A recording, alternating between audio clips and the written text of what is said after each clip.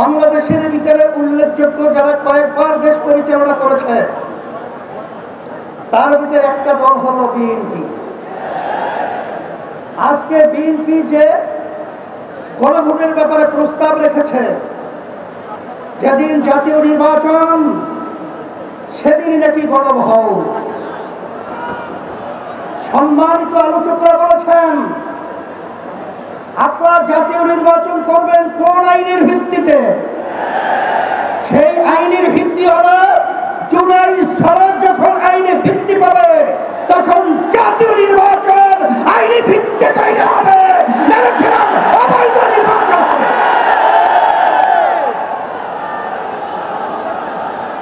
আজকে আমরা দেখেছি সেই মোড়ের মধ্যে সেই 2024 জুলাই এবং আগস্ট, যখন জুলাইয়ের 17 তারিখ বাইতুল মুকাররমের উত্তর গেটে আমি তখন বলেছিলাম যে আজকে আমাদের সন্তানদেরকে যেভাবে পাখির মতো গুলি করে রাস্তার ভিতরে আজকে লুটিয়ে দেওয়া হচ্ছে, আমি বাংলাদেশের সর্বশ্রেণী ছাত্র জনতা, আলেম ওলামা, হাফেজ সবাইকে আহ্বান জানিয়েছিলাম যে এখন আমাদের ঘরে বসে থাকার সুযোগ নেই, ঘরে বসে থাকার সময় নেই। আমরা আজকে রাস্তায় আসবো, ফ্যাসিস্টকে উৎখাত করবো, বাংলার জমিন থেকে কাঁটাতারের উপরে নিক্ষেপ করবো। হয়েছে বাংলাদেশ মুক্ত হয়েছে। সেই হিসাবে আজকে আমরা দেখেছি দুই শ্রেণীর মানুষ এখন দুই মেরুতে অবস্থান করছে। এর ভিতরে এক শ্রেণীর মানুষ হলো যারা নাকি আমরা দেশ প্রেমিক, আর এক শ্রেণীর হলো ক্ষমতা প্রেমিক। ফ্যাসিস্ট আওয়ামী লীগ সরকার তারা দেশ প্রেমিক ছিল না, তারা ছিল ক্ষমতা প্রেমিক। তারা কিন্তু এক পর্যায়ে আমাদের বাংলাদেশ থেকে পালিয়ে কাঁটাতার পার হয়ে ভারতে অবস্থান করছে। নব্য যারা ফ্যাসিস্ট হওয়ার চিন্তা করছেন, যারা গণভোট নিয়ে নির্বাচনের আগে যাওয়ার ব্যাপারে তালবাহারা করছেন, আমি তাদের উদ্দেশ্য করে বলতে চাই, আজকে বাংলাদেশের ছাত্র জনতা, সর্বশ্রেণীর মানুষ আজকে জুলাই ভিত্তিক আইনি সর্বপ্রথম চায়, তারপর জাতীয় নির্বাচন চায়। কিন্তু আপনারা যদি এই জুলাই সনদ আইনি ভিত্তি দেওয়ার ব্যাপারে দড়িবসে করে থাকেন, আমাদের বাংলাদেশের 3 দিকে ভারতের কাঁটাতারের বেড়া, কিন্তু আপনারা পালাবেন কোথায়? আপনাদের জন্য অপেক্ষা করছেন সেই দক্ষিণে বঙ্গোপসাগর। এছাড়া কিন্তু আপনাদের পালাবার কোথাও জায়গা নেই। সেই হিসাবে সতর্কতা আহ্বান জানাবো, ভালো করে বুঝে নেন, জেনে নেন।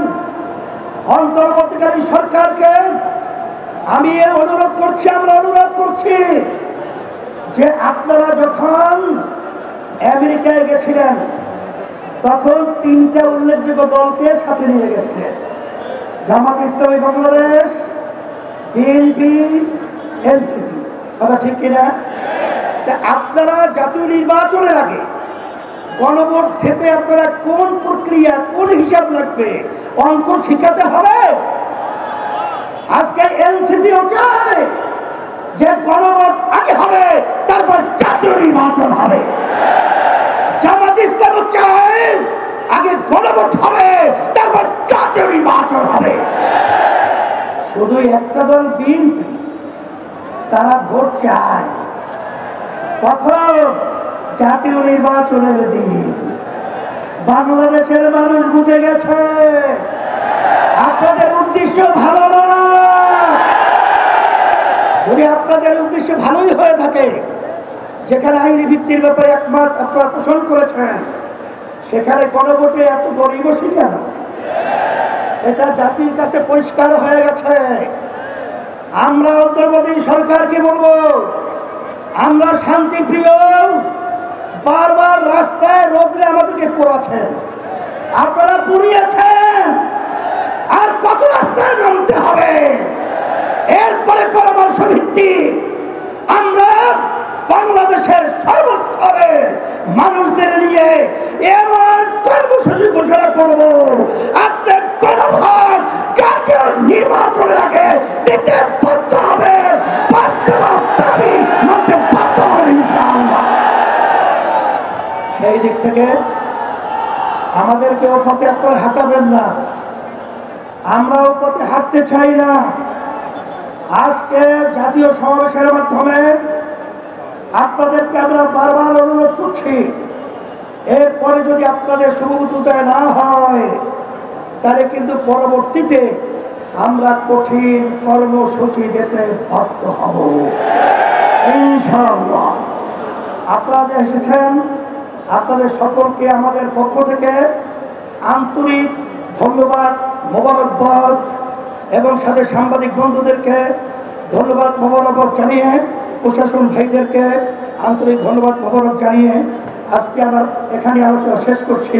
আল্লাহ, আপনি তাকিয়ে দেখেন, আমরা আজকে রাজপথে চলে এসেছি ইসলামের কল্যাণের জন্য, দেশের মানুষের কল্যাণের জন্য এবং দেশের কল্যাণের জন্য। আপনি আমাদের ফরিয়াদকে আপনি কবুল করে নেন। আল্লাহ, যারা ফ্যাসিস্ট চরিত্র রয়েছে, যারা ক্ষমতা প্রেরিত রয়েছেন, যারা আমাদের দেশে টাকা বিদেশে পাচার করে, চাঁদাবাজি করে, টেন্ডারবাজি করে, আল্লাহ ওদেরকে আপনি শুভবুদ্ধি প্রদান করেন, নাহলে ধ্বংস করে দেন, ধ্বংস করে দেন, ধ্বংস করে দেন। সুবহানা রাব্বিকা রাব্বিল ইজ্জাতি আম্মা ইয়াসিফুন ওয়া সালামুন আলাল মুরসালিন। আল্লাহ ফরিশে হুজুরকে কবুল বেহেশতে বাগান বানায় না, বিরহমাতিহি।